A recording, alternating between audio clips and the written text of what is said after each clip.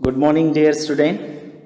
This is our last part of the lesson Poverty as a Challenge, in which we will understand new topic, and that is causes of poverty. Causes का मतलब होता है reason, कारण. गरीबी के कारण क्या होते हैं. So on this topic, a question of 3 marks or 5 marks can be asked in examination, that what are the causes of poverty. गरीबी के कारण क्या होते हैं. If it is asked for 5 marks, so minimum 5 or 6 points you have to write. If it is asked for 3 marks, तो minimum 3 or 4 points you have to write. तो causes of poverty, गरीबी के कारण हम देखने वाले हैं अभी. There were number of causes for the widespread poverty in India. India में जो ज़्यादा मात्रा में गरीबी बढ़ रही है उसके बहुत कारण होते हैं. One historical reason is the low level economic development under the British colonial administration. तो उसमें से मेन रीज़न जो है low economic development of India under the British colonial administration. You know that before 1947, मतलब 150-200 साल तक there was a power of Britishers on India. तो उस समय जब ब्रिटिश अपने इंडिया में थे तो उन्होंने क्या किया है, अपना इकोनॉमिक लेवल कम किया है, मतलब अपने को लूटा है, गलत इकोनॉमिक पॉलिसीज़ को उन्होंने बनाया. अब कैसे बनाया, क्या बनाया, that we will see. The policies of the colonial government ruin, एक नया वर्ड हमको मिला है. रियून का मतलब है डैमेज करना और हार्म करना. रियून का मतलब है डैमेज और हार्म. तो the policies of colonial government ruin traditional handicraft, एक नया वर्ड और हमको मिला है हैंडीक्राफ्ट्स. हैंडीक्राफ्ट्स का मतलब होता है activity involving the making of decorative domestic और अदर्स ऑब्जेक्ट्स बाय हैंड. मतलब अपने एशियंट इंडिया में हाथों के ज़रिए लोग अलग अलग कपड़े को, अलग अलग वस्तुओं को बनाते थे. तो उन्होंने क्या किया, दे ruined traditional handicrafts and discouraged development of industries like textile. कपड़ा उद्योगों में इंडियन लोग आगे थे, बट ये हमारा जो टेक्सटाइल इंडस्ट्री है उसको उन्होंने कम किया.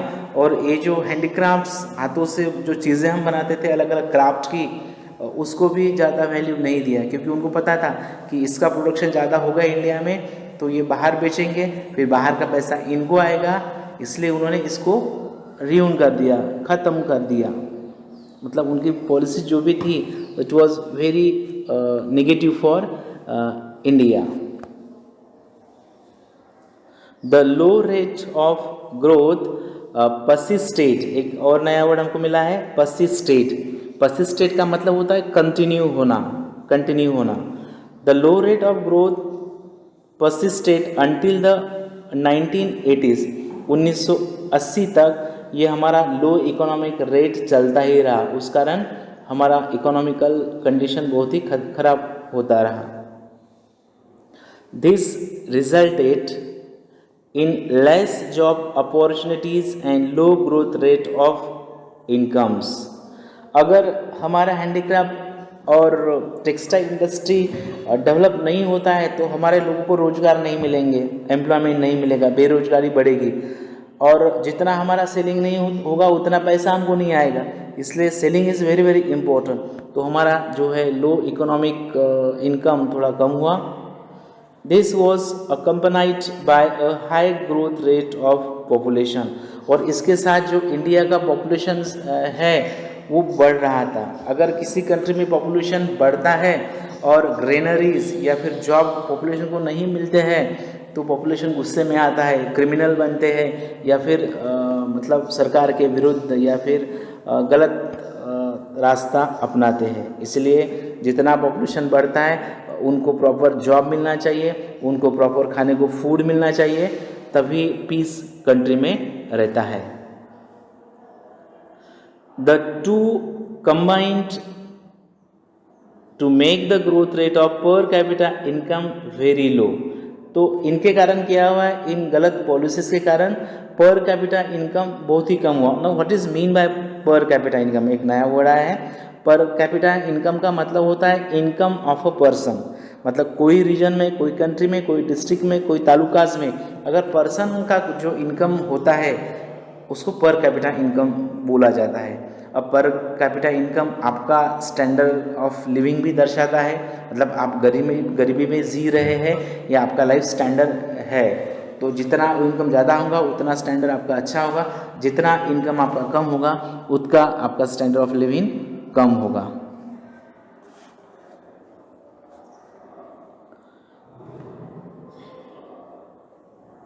The failure at both the fronts, promotion of economic growth and population control, perpetuated, एक नया वर्ड हमको मिला है perpetuated, इसका मतलब होता है make something continue indefinitely, make something continue indefinitely। मतलब देखो, the failure of both the fronts, promotion of economic growth, मतलब इकोनॉमिक ग्रोथ आगे करने में ब्रिटिशर कम हुए, एंड पॉपुलेशन कंट्रोल भी नहीं हुआ, पॉपुलेशन बढ़ रहा था, इकोनॉमिक ग्रोथ लो हो रहा था, इसीलिए ये जो पॉवर्टी का साइकिल है वो बढ़ता ही जा रहा था।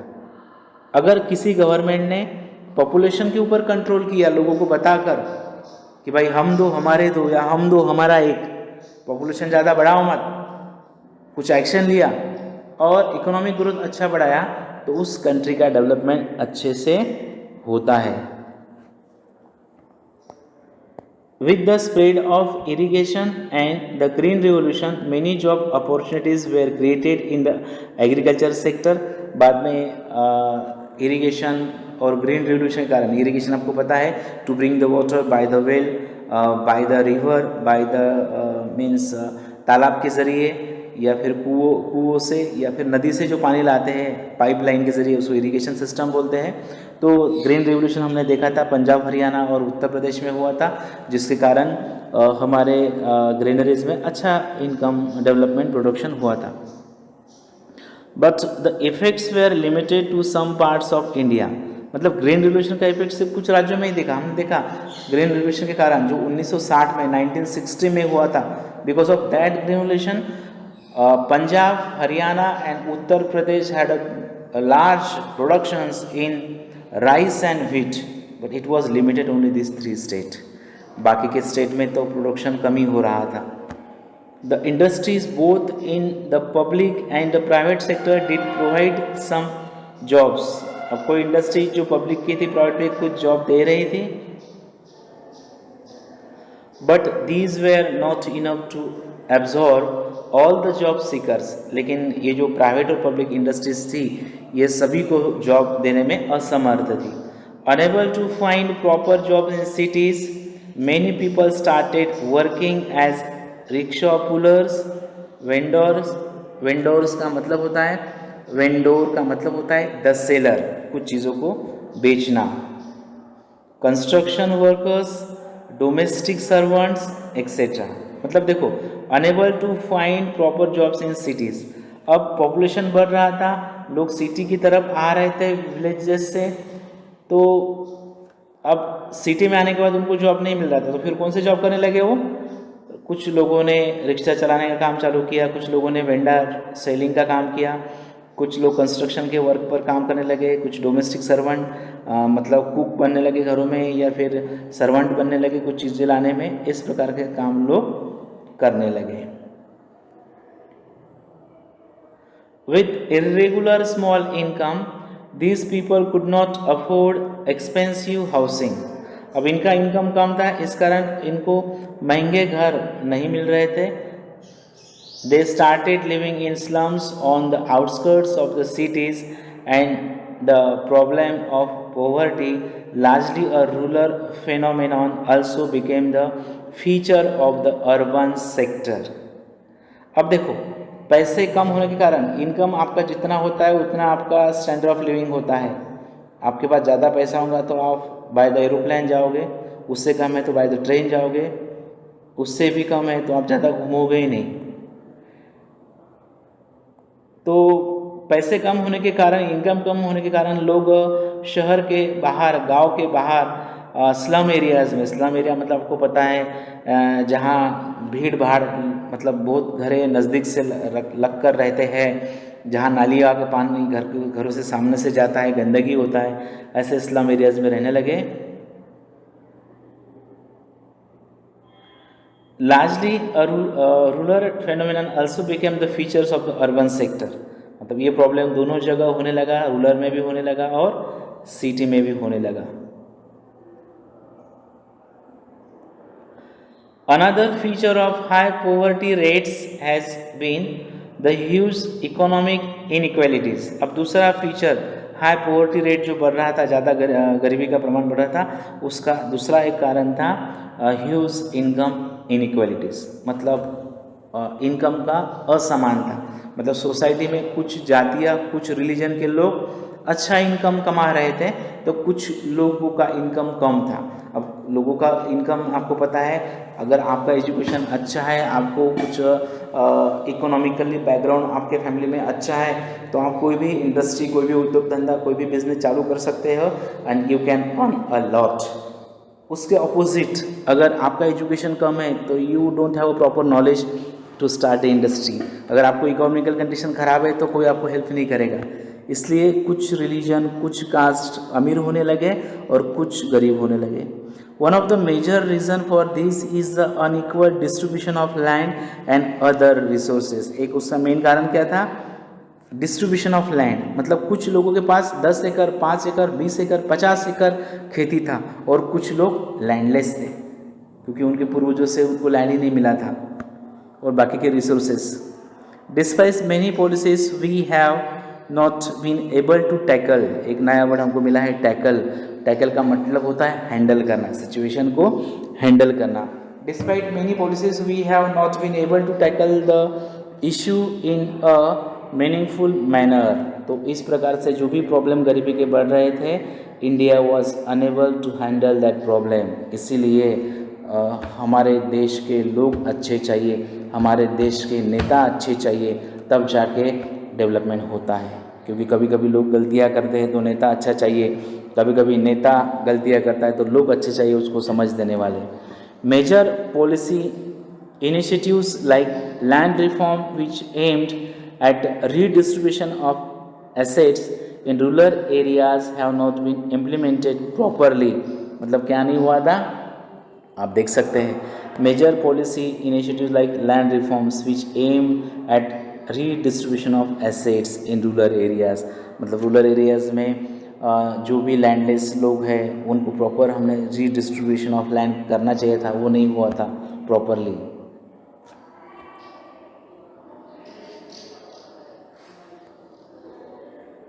properly and effectively, yes, effectively by most of the state governments।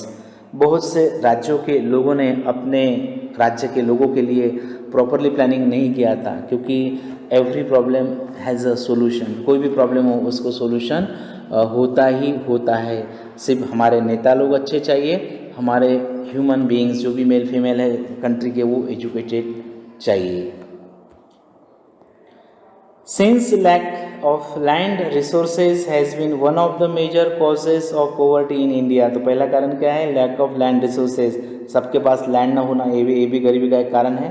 Proper implementations of policy could have improved the life of millions of rural poor. अगर प्रॉपर पॉलिसी होता गवर्नमेंट का तो रूरल एरिया का या सिटी लाइफ का development भी अच्छे से होता। Many other socio-cultural and economic factors also are responsible for poverty। अब गरीबी के लिए कुछ सामाजिक, सांस्कृतिक और आर्थिक भी कारण है। In order to fulfill social obligation, एक नया वर्ड हमको मिला है social obligation, उसका मतलब होता है duty for society. Social obligation मतलब हमारा duty for society. In order to fulfill social obligation and observe religious ceremonies, people in India, including the very poor, spent a lot of money। मतलब हम हमारे जो भी रिलीजियस सेरेमनीज होते हैं उसमें हम ज़्यादा पैसा खर्च करते हैं। आप एग्जाम्पल देखो, किसी के घर में अगर शादी होती है, किसी के घर में अगर डेथ होती है, तो हम जो भी शादी का क्रियाएं करते हैं, मरने की क्रियाएं करते हैं, उसमें हमारा बहुत ही पैसा वेस्ट होता है। क्योंकि आप इमेजिन करो, इतना कमाने के लिए कितना मेहनत करना पड़ता है और शादी में हम कितना पैसा उड़ा देते हैं। हमने कम खर्च में शादी करना चाहिए, या मरने के बाद जो भी प्रोग्राम्स होते हैं वो कम बजट में करने चाहिए, क्योंकि वो जो पैसा बचता है वो लाइफ के लिए आगे आता है। Small farmers need money to buy agricultural inputs like seeds. जो स्मॉल फार्मर्स होते हैं उनके पास पैसे चाहिए होते हैं agriculture inputs like fertiliser, seed खरीदने के लिए, fertiliser, pesticide etcetera. Since poor people hardly have any savings they borrow. तो अब उनके पास अर्निंग ही कम होता है, इसलिए वो ये सभी चीज़ें ले नहीं सकते। Unable to repay because of poverty they become victims of indebtedness. अब क्या होता है, सीड परचेस करने के लिए, मेडिकल फैसिलिटी के लिए पैसे नहीं होते, तो कभी कभी मनी लेंडर से, साहूकारों से पैसे लेते हैं ब्याज से, और बाद में ब्याज बढ़ते ही जाता है, और एक समय ऐसे आता है कि they are unable to refund the principal amount as well as interest. फिर क्या होता है, जो मनी लेंडर्स होता है वो उनका लैंड ले लेता है और फिर और वो गरीब होते हैं। So the high level of इनडेप्टनेस मतलब कर्ज में डूब जाना। आप अगर किसी से लोन लोगे और उसको चुका ना पाओगे तो वो पर्सन आपका कुछ चीज़ें ले लेगा, ज़मीन ले लेगा और आप और गरीब हो जाओगे। Is both the cause and effect of poverty. तो ये भी एक गरीबी का कारण है, इनडेप्टनेस मतलब कर्जे में डूब जाना। Next new topic we will understand and that is anti poverty measures. Anti poverty measures मतलब गरीबी कम करने के उपाय। Question can come, which are the anti poverty measures by the government. सरकार द्वारा कौन से एंटी पॉवर्टी मेजर चले जाते हैं जिससे हम गरीबी कम कर सकते हैं? आंसर दो।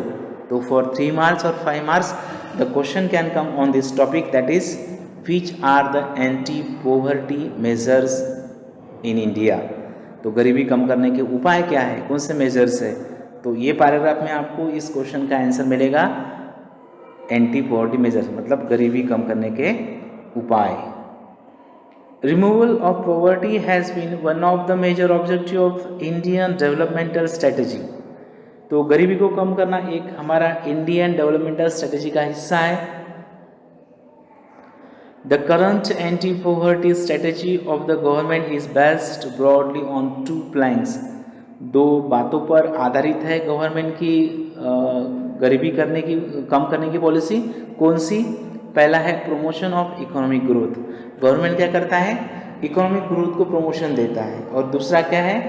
टारगेटेड एंटी पॉवर्टी प्रोग्राम्स, और ऐसे प्रोग्राम बनाता है जिससे गरीबी कम होती है। अब मैं फॉर एग्जांपल आपको एग्जांपल देता हूँ, प्रमोशंस ऑफ इकोनॉमिक ग्रोथ। ये क्या होता है? इकोनॉमिक ग्रोथ को गवर्नमेंट कैसा प्रमोशन देता है? अब देखिए, लॉकडाउन में बहुत से इंडस्ट्रीज बंद हो गए थे, तो गवर्नमेंट ने क्या किया, कुछ इंडस्ट्रीज़ को पैकेज दिया, पैसे दिया कि भाई तुम्हारा लॉकडाउन में जो भी नुकसान हुआ तो ये पैसे ले लो, ये लोन ले लो, सस्ते में लोन ले लो, कर्जा ले लो और अपनी इंडस्ट्री को फिर से चालू करो। कभी कभी आप देखते होंगे किसानों की खेती बर्बाद होती है, क्रॉप की फसल नष्ट होती है because of too much rainfall और बिकॉज ऑफ लेस रेनफॉल। फिर गवर्नमेंट क्या करती है, किसानों को कुछ पैसे देती है उनके अकाउंट में। एवरी ईयर ऑब्जर्विंग, जो भी किसान भाई होते हैं एवरी राज्य के, उनको सरकारी बैंकों से 4% इंटरेस्ट पर ब्याज मिलता है। 100 रुपये को 4 रुपये, मतलब 12 महीने का इंटरेस्ट रेट 4% से। इतना सस्ता इंटरेस्ट होता है गवर्नमेंट का। फिर किसान क्या करते हैं, 5 एकड़ खेती है तो 5 एकड़ खेती को कम से कम 40 या 50 हज़ार का loan by the government bank से मिलता है, और उस फिर 40 या 50 हज़ार को 4% से साल के लिए ऐसा चुकाना पड़ता है आपको साल के एंडिंग में। वो चुकाने के बाद प्रिंसिपल अमाउंट और वो इंटरेस्ट चुकाने के बाद फिर से अगले साल के लिए आपको और लोन मिलता है, जिस लोन के ज़रिए आप सीड, फर्टिलाइज़र, खेती के कामकाज कर सकते हो। ऐसा हेल्प, ऐसा हेल्प कौन करता है? गवर्नमेंट करता है। कभी कभी अगर ज़्यादा नुकसान होता है तो किसानों ने जो कर्जा लिया होता है बैंकों से, उसको पूरा प्रिंसिपल अमाउंट को भी माफ़ किया जाता है। तो एजुकेशन फील्ड में, एग्रीकल्चर फील्ड में, इंडस्ट्री फील्ड में, अलग अलग फील्ड में गवर्नमेंट एवरी ईयर सब्सिडी देता है, क्योंकि जो भी crores of rupees of tax government हमसे कलेक्ट करता है, पानी वाटर टैक्स हो, हाउस टैक्स हो, जीएसटी हो, सर्विस टैक्स हो, वो टैक्स के ज़रिए फिर गवर्नमेंट हमको रिटर्न भी देता है, ऐसा अलग अलग सब्सिडी देके। बाद में टारगेटेड एंटी पॉवर्टी प्रोग्राम्स भी बनाता है, ऐसे अलग अलग प्रोग्राम बनाता है जिससे गरीबी कम होती है। जैसे स्टार्टअप इंडिया हो गया, मेक इन इंडिया हो गया, डिजिटल इंडिया हो गया, ऐसे अलग अलग प्रोग्राम्स होते हैं गवर्नमेंट के, जिसके ज़रिए हम अपना इनकम को ज़्यादा बढ़ाते हैं। Over a period of 30 years lasting up to the early 80s, there were little per capita income growth and not much reductions in poverty. अब देखो, over a period of 30 years lasting up to the early 80s, 1980 तक, there were little per capita income growth and not much reduction in poverty. गरीबी में ज़्यादा कमी नहीं हुई है, गरीबी अभी भी है, और इनकम बढ़ा हमारा, लेकिन इतना नहीं बढ़ा जितना बढ़ना चाहिए था। Official poverty estimates, which were about 45% in the early 1950, remained the same even in the early 80s. 1950 में हमारा जो भी ये था पॉवर्टी रेट, वो कितना था? ऑफिशियल पॉवर्टी एस्टिमेट्स 40% था 1950 में, वो 1980 में उतना ही रहा, मतलब कम नहीं हुआ, वो कम होना चाहिए था। Since the 80s, India's economic growth has been one of the fastest in the world. Since the 80s, India's economic growth has been one of the fastest in the world. अब 1950 से लेकर 1980 तक हमारा ग्रोथ अच्छा था। The growth rate jumped from the average of about 3.5% in a year in the 1970s, about 6% during the 1980s and 1990s. तो इस सालों में हमारा ग्रोथ बढ़ा है।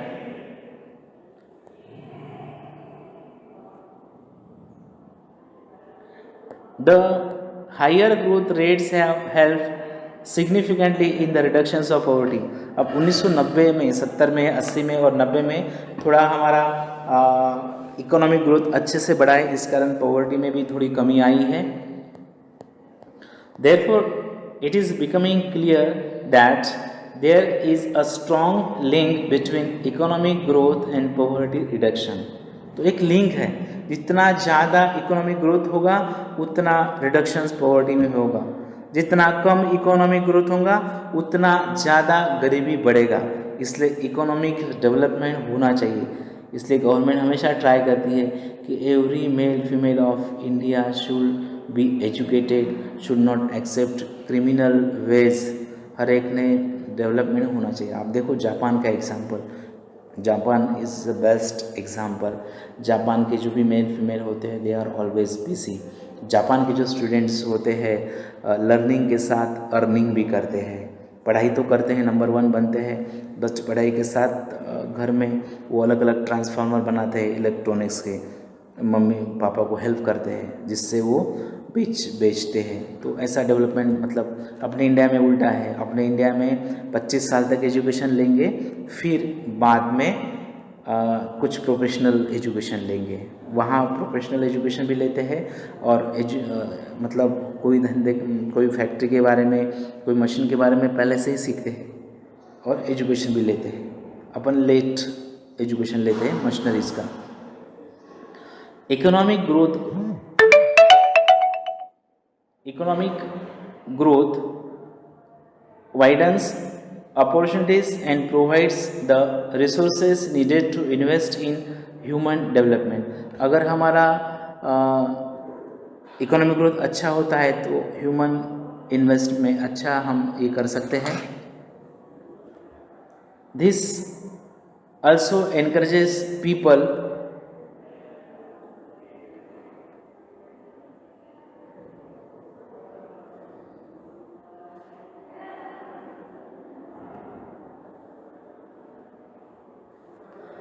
to send their children, including the girl child, to schools in the hope of getting better economic returns from investing in education. अब देखो, अगर आप हमारे कंट्री में इकोनॉमिक ग्रोथ अच्छा होगा तो हमारे मम्मी पापा का आमदनी अच्छा होगा, और मम्मी पापा का आमदनी अगर अच्छा होता है, इनकम अच्छा होता है, तो गर्ल्स चाइल्ड्स को भी वो स्कूल में भेजते हैं. अब मॉडर्नाइजेशन में तो गर्ल्स को स्कूल में भेज रहे हैं, अच्छी बात है, लेकिन 20-25 साल पहले बेटा क्या होता था, because of low economic growth of India, many parents were only giving the education to the boy child, not a girl child. Girls को सिर्फ घर का ही काम करने में बिजी रखते थे, उसको एजुकेशन देते ही नहीं थे, उसके ऊपर खर्चा ही नहीं कर सकते थे. बट मॉडर्न एज में मम्मी पापा ऐसा डिफरेंस नहीं करते हैं, जितना बॉयज़ को पढ़ाते हैं उतना गर्ल्स को भी पढ़ाते हैं. बट कुछ सालों पहले ऐसा होता था. तो इकोनॉमिक ग्रोथ अच्छा होने से क्या होता है, पेरेंट्स ट्राई करते हैं कि उनके बच्चों को अच्छा एजुकेशन मिले. अब आपके मम्मी पापा आपको क्यों इतना पढ़ा रहे हैं, क्यों पढ़ाते हैं, ताकि आपके मैनर्स, एटिकेट्स, आपका नॉलेज बढ़े, आपका टॉकिंग स्टाइल, आपका वॉकिंग स्टाइल, आपका एजुकेशन, आपका इंग्लिश, आपका हिंदी, आपका गुजराती, आपका ग्रामर, आपका साइंस, आपका मैथ अच्छा हो. इसलिए मम्मी पापा अपने को पढ़ाते हैं. बट कुछ कुछ बच्चे क्या करते हैं, टपोरी बनते हैं. टपोरी मतलब they don't have a proper manners how to talk with teacher, they don't have a proper manners how to talk with their mother and father. फिल्मों में जो टपोरी लोग होते हैं, गुंडे मवाली, उनका जैसा बर्ताव करते हैं. तो एजुकेशन हमको ये नहीं पढ़ाता है. Education tells us how to talk, how to sit, how to walk, how to behave. तो कुछ कुछ बच्चे, कुछ लड़के, कुछ लड़कियाँ ऐसे चलते हैं, ऐसे बैठते हैं, ऐसा बिहेव करते हैं, बढ़िया, excuse me sir, I have problem, अच्छे से बात करते हैं. और कुछ कुछ तो ऐसे होते हैं, बोलने का ढंग नहीं है.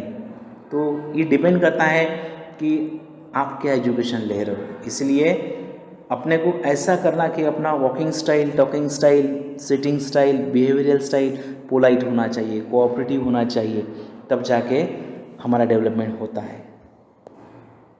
However, the poor may not be able to take direct advantages from the opportunities created by economic growth. हमको पता है इकोनॉमिक ग्रोथ का फ़ायदा गरीबों को नहीं होता है. बिकॉज ऑफ लेस एजुकेशन उनको इसका फ़ायदा नहीं होता है.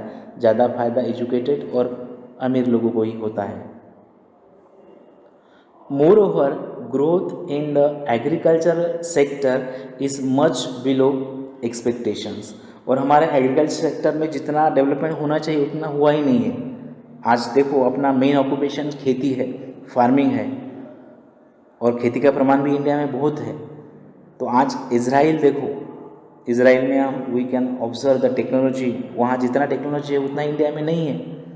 बट नाउ पिछले 5-10 साल से हम ऑब्ज़र्व कर रहे हैं कि हमारे एग्रीकल्चर सेक्टर में भी डेवलपमेंट अच्छे से हो रहा है. और हम आशा करते हैं कि आने वाले 10-15 साल में we will have a more development in India in agriculture compare to the Israel country.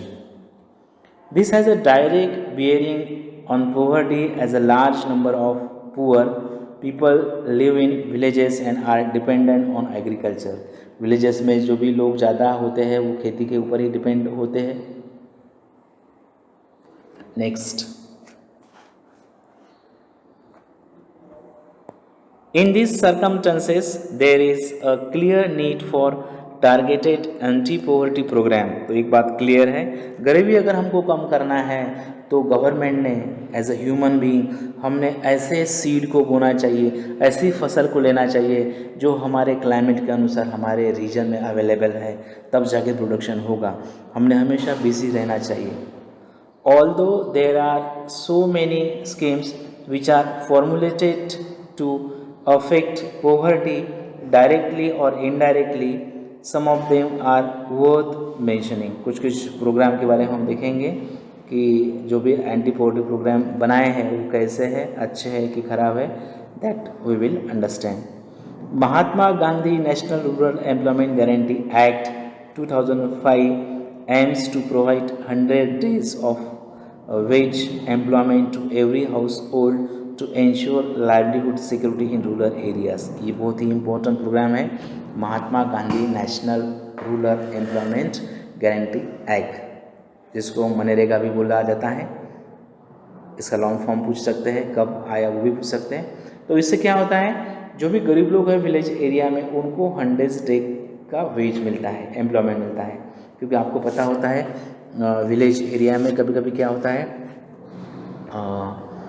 गरीब लोगों को जॉब नहीं मिलता है, तो गवर्नमेंट ऐसे लोगों के लिए कुछ काम देती है, जैसे रास्ते बनवाना, तालाब को बनाना।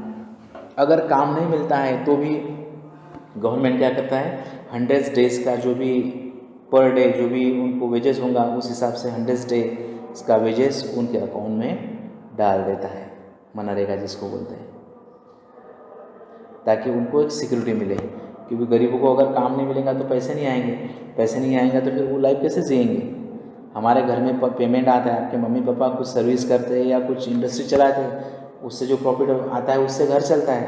अगर वही नहीं आया तो इसलिए गवर्नमेंट क्या करता है, हेल्प करता है गरीबों को। It also aimed at sustainable development to address the cause of drought. Drought मतलब सूखा, आपको पता है। Deforestation and soil erosion. Soil erosion मतलब ज़मीन बह के जाता है, आपको पता है ना। जितना हम ट्रीज़ प्लांटेशन ज़्यादा करते हैं उतना सॉइल इरोजन नहीं होता है, और जितना ट्री प्लांटेशन कम करते हैं तो सॉइल इरोजन ज़्यादा होता है। तो सॉइल इरोजन होना मतलब ज़मीन का एक जगह से दूसरी जगह बह के जाना। डिफॉरेस्टेशन मतलब पेड़ों को काटना, सूखा पड़ता है, पानी नहीं आता है।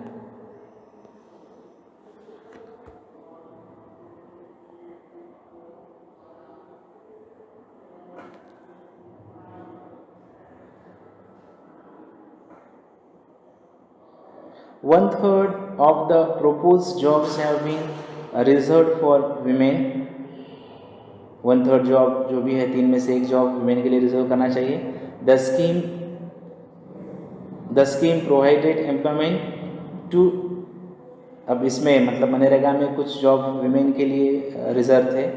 The scheme provided employment to 220 crore persons, days of employment to 4.78 crore households. इस प्रकार से इतने करोड़ 4.78 करोड़ हाउस होल्ड लोगों को जो इस मनरेगा से जॉब मिला था।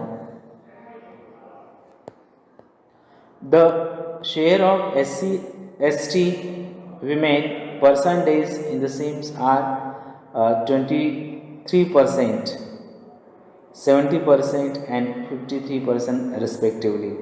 मतलब SC का 23%, ST का 17% और विमेन का 53% शेयर इस मनरेगा के जॉब में होता है। The average wage has increase from 65 in 2006-07, 2006-07 में it is increased from 65 to 132 in 2013-14। मतलब 13-14 में 132 रुपये पर डे उनको वेजेस डिक्लेयर किया है। तो इस प्रकार से हम अलग अलग ये प्रोग्राम्स के बारे में देख रहे हैं। पहला हमने देखा वो MNREGA, Mahatma Gandhi rural development act. अब है प्राइम मिनिस्टर रोजगार योजना। अब सी स्टूडेंट, इसके ऊपर क्वेश्चन आ सकते हैं। Right a short notes on prime minister रोजगार योजना और right a short notes on that national rural employment guarantee act. NREGA उसका पहला नाम था, बाद में ये मनरेगा हो गया। ठीक है, तो आपने इस योजनाओं के बारे में ध्यान देना चाहिए, ये क्या है, कैसे है। प्राइम मिनिस्टर रोजगार योजना PMRY, कभी कभी क्वेश्चन आ सकता है what is the long form of PMRY, तो आपने लिखना है प्राइम मिनिस्टर रोजगार योजना। प्राइम मिनिस्टर रोजगार योजना that is PMRY is another scheme which was started in 1993. Question can come, when did Prime Minister Rozgar Yojana started? The answer will be in 1993. The aim of the programs is to create self-employment opportunities for educated employed youth in rural areas and small towns. तो prime minister रोजगार योजना का उद्देश्य क्या था? जो educated youth होते हैं, युवा होते हैं, उनके लिए सेल्फ एम्प्लॉयमेंट अपॉर्चुनिटीज़, मतलब खुद वो अपना व्यवसाय चालू कर सके विलेज में या कोई टाउन्स में, जिसके लिए ये योजना के तहत उन लोगों को, यूथ को लोन मिलता था। They are help in setting up small business and industries. So with the announcing of this योजना, the government was giving the loan to the youth of India to start up their self employed. उसके लिए इसके ज़रिए उनको क्या मिलता था, कर्जा मिलता था। तो you have to write the informations of different schemes. इसमें 4-5 योजनाओं के बारे में दिया है, तो ज़रूरत है आपने उसको बार बार पढ़ना चाहिए, नहीं तो क्या होता है इस योजना का फीचर्स कुछ योजना में आप ऐड करोगे तो गलती हो सकता है, इसलिए you have to read again and again for this schemes. Next schemes we will understand, that is Rural Employment Generation Program, that is known as REGP. Question can come again. What is the long form of REGP? That is Rural Employment Generation Program. अब ये क्या है, इसके ऊपर भी question आ सकता है। Right short notes on REGP। अब शॉर्ट नोट्स लिखना मतलब वो कब चालू हुई, किसने चालू की, उसका उद्देश्य क्या था, क्या फ़ायदा होता था, किसको होता था, फीमेल को होता था या जेंट्स को होता था, फार्मर्स को होता था या इंडस्ट्रीज़ वालों को होता था, वो आपने लिखना है। तो इट वॉज लॉन्च इन 1995। तो REGP कब लॉन्च हुई, 1995 में, और प्राइम मिनिस्टर रोजगार योजना 1993 में, और ये कब हुई, 1995 में। The aim of the program is to create self-employment opportunities in rural areas and small towns. तो इस योजना का उद्देश्य क्या था, self employment opportunities in rural areas and small towns. इसमें भी सेल्फ अपॉर्चुनिटीज़ मतलब उद्योग करने के लिए विलेजेस में और टाउन में उद्देश्य था इसका। और target for creating 25 lakh new jobs has been set for the program under the 10th 5-year plan. तो इस योजना के ज़रिए 25 लाख न्यू जॉब्स क्रिएट करने का टारगेट दिया था, जो 10th ईयर प्लान में भी बताया था। नेक्स्ट है स्वर्ण जयंती ग्राम स्वरोजगार योजना, that is known as SGSY। Question can come, long form of SGSY क्या होगा, स्वर्ण जयंती ग्राम स्वरोजगार योजना वॉज लॉन्च इन 1999। ये कब लॉन्च हुई थी, 1999 में हुई थी। The program aims at bringing the assisted poor families above the poverty line by organizing them into self-help groups through a mix of bank credit and government subsidy. Now, what were the features of this योजना? इस योजना के features क्या थे, पहला था programme aims to bringing the assisted poor families, जो भी गरीब फैमिलीज हैं उनको डेवलपमेंट में लाना, अबव द पॉवर्टी लाइन, उनका पॉवर्टी लाइन बढ़ाना, गरीबी को कम करना, by organizing them into self help groups through a mix bank credits. मतलब सेल्फ हेल्प ग्रुप जो भी होते थे, कुछ 10-12 मेंबर मिलकर ग्रुप चलाते हैं, फिर उस ग्रुप के ज़रिए वो अलग अलग काम करते हैं, अचार बनाना, पापड़ बनाना या कुछ वर्क करना ऐसा। तो इनके ज़रिए इन ग्रुप को बैंक क्रेडिट मिलेगा एंड गवर्नमेंट सब्सिडी, और उसमें गवर्नमेंट का सब्सिडी भी मिलेगा।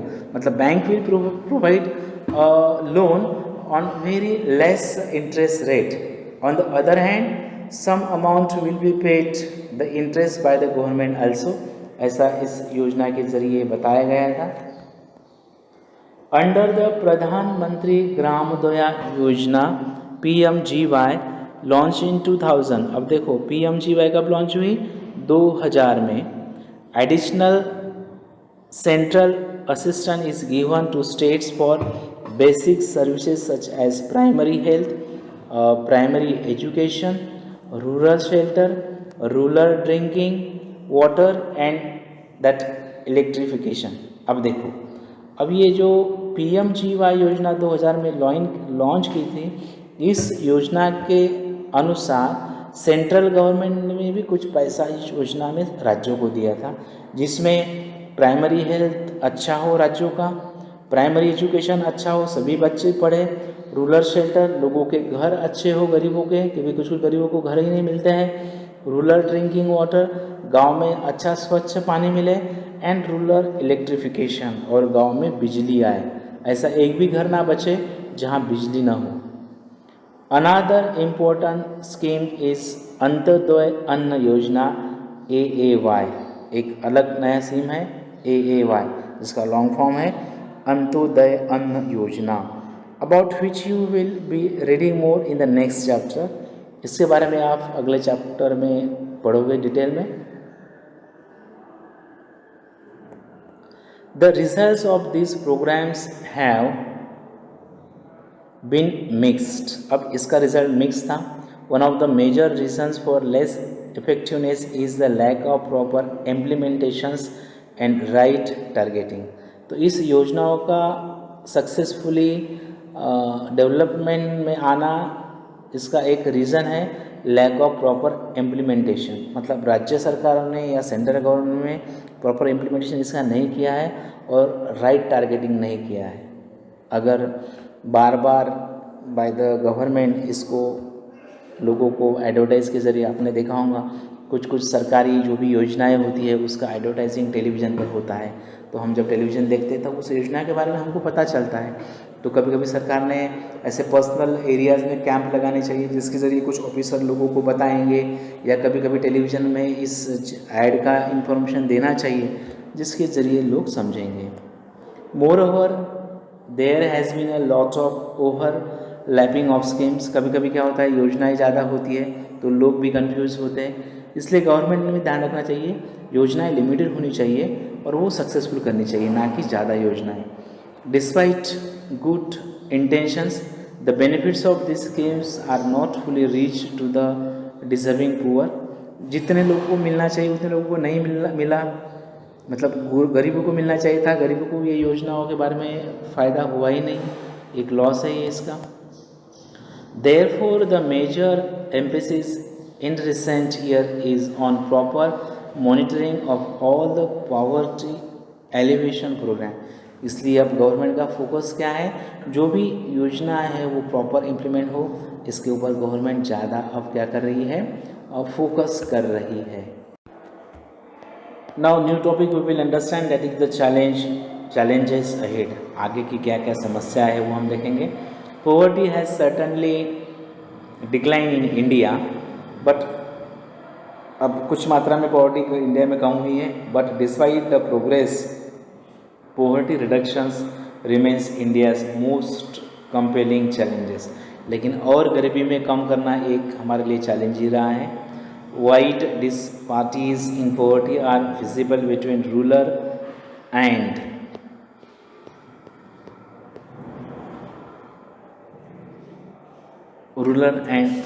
Urban areas among different states.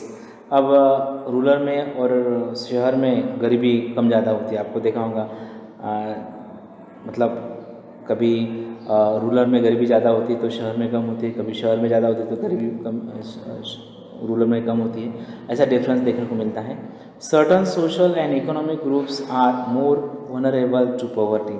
हमने ये भी देखा कि सर्टन सोशल, रिलीजन हो या कास्ट हो, उसके अनुसार कुछ लोग अमीर हैं और कुछ बहुत ही गरीब हैं। Poverty reduction is expected to make better progress in the next 10-15 years. अब एक टारगेट है कि अगले 10-15 साल में हमारा गरीबी कम से कम होना चाहिए, इसलिए गवर्नमेंट ने प्रॉपर योजनाएं को लॉन्च करना चाहिए और लोगों ने भी उनको क्या करना चाहिए, हेल्प करना चाहिए। This would be possible mainly due to higher economic growth, increasing stress on universal free elementary education, declining population growth, increasing empowerment of the women and economically weaker sections of society। बहुत ही बढ़िया points इसमें दिए हैं, मतलब गरीबी कम हो सकती है कैसे, higher economic growth. Question can come, which are the things that are needed for the reductions in poverty. गरीबी कम करने के लिए हम क्या कर सकते हैं, तो इकोनॉमिक ग्रोथ हम बढ़ा सकते हैं। Increasing stress on universal free elementary education, government ने एलिमेंट्री एजुकेशन जो भी है 7वीं 8वीं तक का वो फ्री देना चाहिए ताकि ज़्यादा लड़के लड़कियाँ पढ़ेंगे।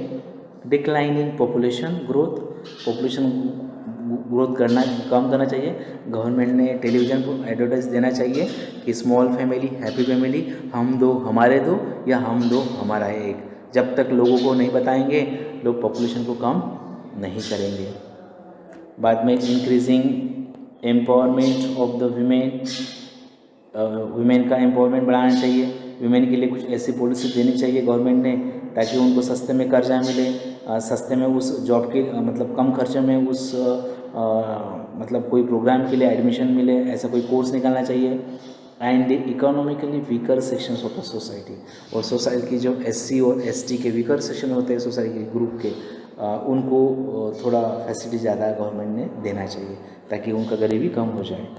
The official definition of poverty however captures only a limited parts of what poverty really means to people।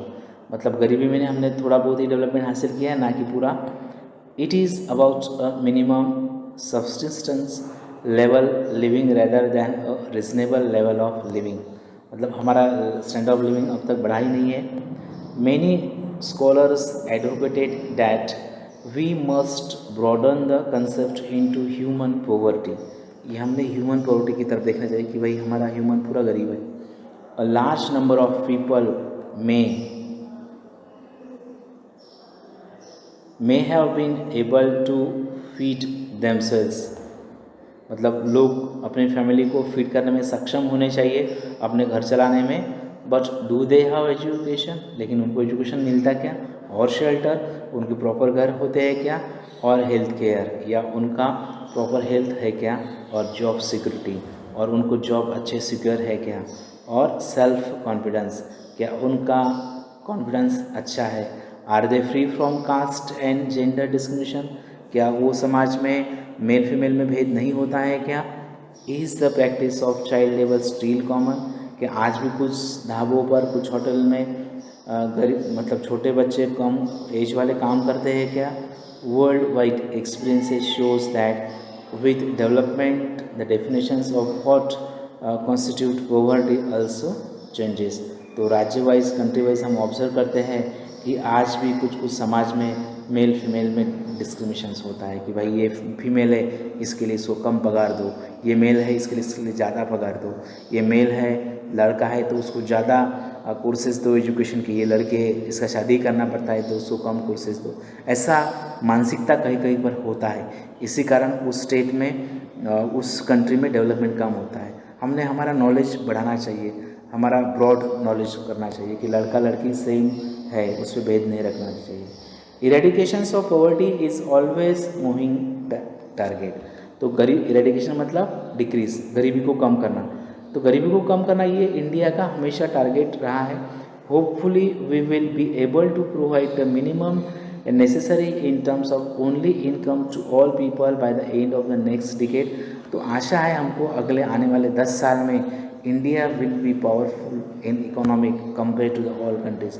ऐसा बोला जाता है कि इंडिया महासत्ता बन सकता है, but the target will move on many of the bigger challenges that still remain. अभी भी हमारे कुछ बिगेस्ट चैलेंजेस है। Providing health care for all, ये हमारा एक चैलेंज है। Education and job security for all, सबको एजुकेशन देना, सबको जॉब देना, ये भी हमारा चैलेंज है। And achieving gender equality, male female में इक्वलिटी लाना। And dignity for the poor, और गरीब के लिए हमने रिस्पेक्ट करना चाहिए। हमने ऐसा देखना नहीं चाहिए कि भाई मैं तो बहुत ही अमीर हूँ और ये तो ऐसा ही है, क्योंकि आफ्टर आवर डेथ सब यही रहता है। और जब हमारा बर्थ होता है तो हम कुछ लेके नहीं आते हैं, सब कुछ हम यहाँ हासिल करते हैं। एग्जाम्पल ले लो आप, मतलब जब हमारा जन्म होता है तो कुछ भी नहीं लाते हमारे साथ, सब कुछ हम यहाँ से लेते हैं और यहाँ छोड़ के जाना पड़ता है। This will be a bigger task, ये एक बड़ा टास्क होगा गरीबी को कम करने का। In this way dear student, we understood the lesson poverty as a lesson. Hope you understood this lesson very well. So with this I conclude my lesson. Thank you very much. Have a nice day.